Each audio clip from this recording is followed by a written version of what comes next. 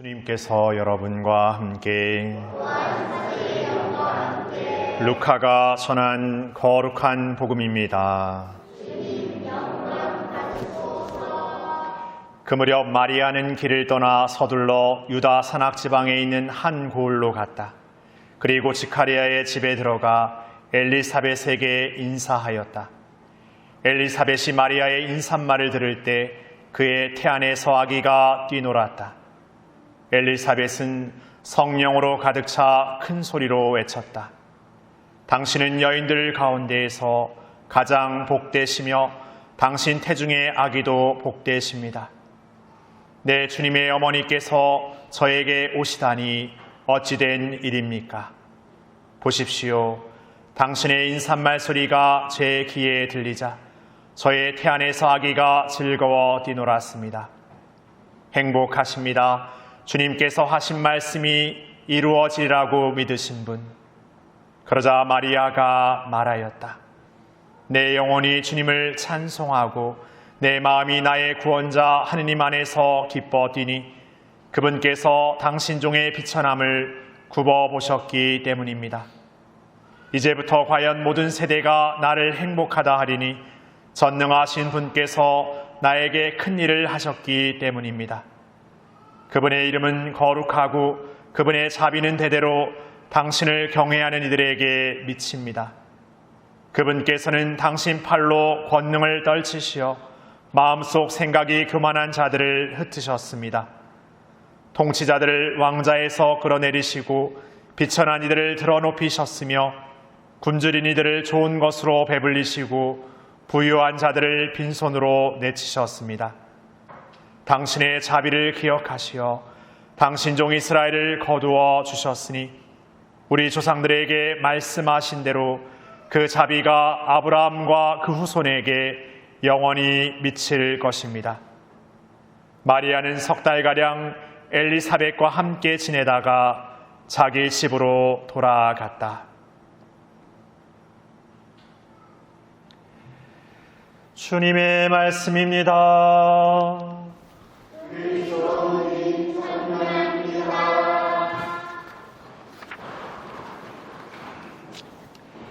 참 예수님,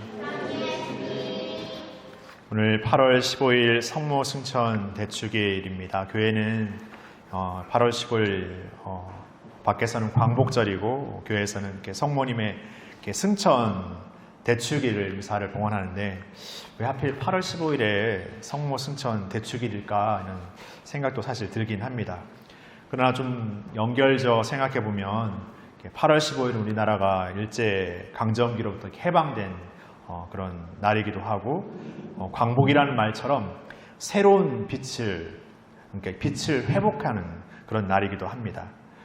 그 성과 이 성모 승천의 어떤 연관성을 좀 생각하면 성모 승천의 교리가 1950년, 그러니까 우리나라로 치면은 6.25 전쟁이 한참 이렇게 일어나고 있던, 어쩌면 같은 동족, 같은 민족끼리 총칼을 겨누면서 서로를 이렇게 어떻게 보면은 이렇게 아프게 하고 서로를 이렇게 희생시키고 이게 서로를 이렇게 폭력으로 얼룩졌던 그런 우리 한국 전쟁이 있었고, 세계적으로는 1, 2차 세계대전을 통해서 전 세계가 이렇게 어떻게 보면은 전쟁이라는 광풍으로 서로를 정말 이렇게 미워하고 서로를 이렇게 폭력하는 어떤 그런 일들이 비일비재하게 벌어졌던 그런 무렵에 교회 안에서는 성모 승천의 교리가 4대 믿을 교리로 선포되었습니다.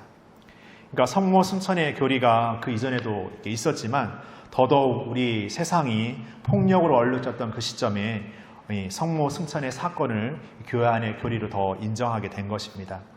이는 성모님이 삶처럼 성모님께서 우리와 같은 인간의 모습을, 우리와 같은 인간이셨지만 가장 예수님과 닮은 삶을 통해서 가장 신앙인의 삶을 살았습니다. 그 삶이 오늘 예수님의 승천 사건처럼 하늘로 불륜받는 그 영광됨의 삶을 성모님은 입게 됨으로써 이제 우리도 성모님처럼 이 신앙의 삶을 온전히 살 때 그 영광됨의 삶을 이룰 수 있다는 것을 우리에게 알려주고 있습니다. 그리고 성모님은 그 일생의 삶을 통해서 그 영광됨의 삶을 사는 예수님과 함께함의 동행을 살았습니다. 그러나 그 삶은 우리가 생각하는 것처럼 뭔가 편안하고 뭔가 안락한 삶의 여정이 아니라 끊임없는 어떤 두려움과 힘겨움, 어떤 삶의 고됨의 모든 것들을 자신의 삶으로 받아들여야 했습니다. 끝끝내 성모님은 자신의 삶 가운데서 자신의 외아드님마저 죽음으로 맞아들여야 했고 십자가의 고통 앞에서 절절히 그 고통을 함께 느껴야 했습니다. 그렇게 십자가의 죽음으로 돌아가시는 예수님을 바라보아야 했고 예수님을 통해서 이제 다시금 교회라는 하나님의 백성을 당신의 자녀들로 삼아야 했습니다. 그 삶은 예수님으로 주어진 어쩌면 사명의 삶이면서도 어쩌면 성모님에게 있어서 너무나 벅찬, 또 성모님에게는 어쩌면 버거운 삶이었을지도 모르겠습니다. 그러나 성모님은 예수님과 함께하는 삶의 일생의 동행을 통해서 오롯이 하느님께 모든 것을 믿음으로 순명하는 삶을 통해서 자신에게 주어지는 어떠한 어려움도 하나님의 뜻으로 받아들이고 그 안에 순명할 수 있는 힘을 길러오신 어머니였습니다. 그렇게 우리의 교회가 우리의 세상이 가장 어둠으로 치닫는 그 순간에 성모님은 계셨습니다. 그리고 우리는 그 성모님을 통해서 교회 안에서 우리에게 든든한 어머니가 되시고 우리의 든든한 보금자리가 되시는 어머니를 새롭게 만나고 있습니다. 예수님의 어머니가 되시고 교회가 어머니가 되시는 성모님, 바로 오늘 우리는 그분의 승천 사건을 통해서 이제 우리의 삶도 우리의 삶의 모든 순간에 지쳐지고 넘어지고 부서지는 삶의 가운데 있지만 거기에서 매몰되고 거기에서 한정지어지는 삶이 아니라 끊임없이 하나님께 대한 믿음과 그분께 대한 순명을 통해서 새로운 영광됨의 삶으로 나아갈 수 있음을 희망하고 새로운 용기를 어머니의 전구 안에서 오늘 청했으면 좋겠습니다. 성모님의 삶 그리고 양부였던 성 요셉의 삶은 예수님과 함께하는 삶 가운데서도 힘겨움과 어려움의 순간을 끊임없이 경험했지만 하나님께서 주시는 은총 안에서 용기를 내었고 끊임없이 힘을 내었습니다.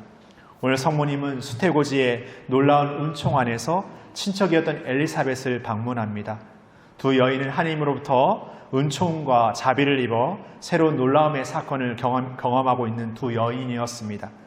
그 두 여인이 겪는 그 경이로움 안에서 그들은 우리에게 일어나는 모든 일들이 하나님의 뜻 안에서 우리를 통해서 펼쳐지는 하나님의 구원 계획임을 또 깨닫게 되었고 그 삶을 감사하는 삶을 통해서 오늘 마니피카시라는 성모님의 노래가 우리 가운데 울려 퍼지고 있습니다. 그러기에 성모님의 노래 마니피카스는 찬양함의 노래 그리고 어머니의 노래 그 넘어서서 우리 모두의 노래가 되고 우리 모든 교회의 노래가 됩니다. 이렇게 우리의 교회 안에서 우리가 살아가는 삶은 인간적으로 넘어지고 부서지고 힘겨움의 연속의 삶이 될 수 있는 그 여정을 살지만 그 안에 우리의 십자가를 지는 삶을 통해서 참된 영광됨의 삶으로 나아가는 삶임을 다시금 우리 안에 새기게 됩니다. 그리고 그 삶을 그 누구보다 우리의 어머니신 성모님께서 먼저 걸으셨고 그 영광됨의 삶으로 나아갔던 것처럼 이제 우리의 삶도 그 영광됨의 삶으로 나아가는 삶임을 다시금 믿음으로 고백합니다. 우리가 우리의 생애 부모님이 집에 계실 때 가끔 집에 가면 부모님이 이렇게 기다리고 계시는 모습을 볼 때가 있습니다.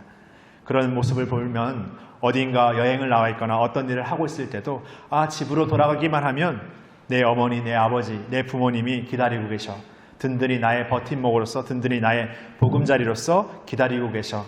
그 마음만으로도 내가 어디에 있든 든든하고 새로운 삶의 여정 안에서 늘 새로운 용기를 내곤 합니다.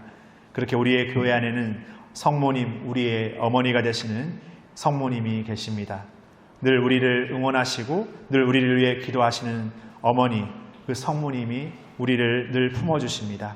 그 어머니가 있기에 우리는 예수님께 나아가는 이 신앙의 여정에서 그 어머니의 전구 안에서 어머니의 따뜻한 품을 새롭게 만나면서 이 여정을 늘 새롭게 용기 내어 걸을 수 있는 것 같습니다. 오늘 성모전의 대축일의 사건을 통해서 오늘 우리에게 주어지는 성모님의 영광이 이제 우리에게 주어지는 희망의 영광됨을 기억하면서 다시금 우리의 삶의 여정 안에서 더 희망과 용기와 기쁨과 사랑으로 살아가는 우리 모두가 되기를 청했으면 좋겠습니다. 잠시 묵상하시겠습니다.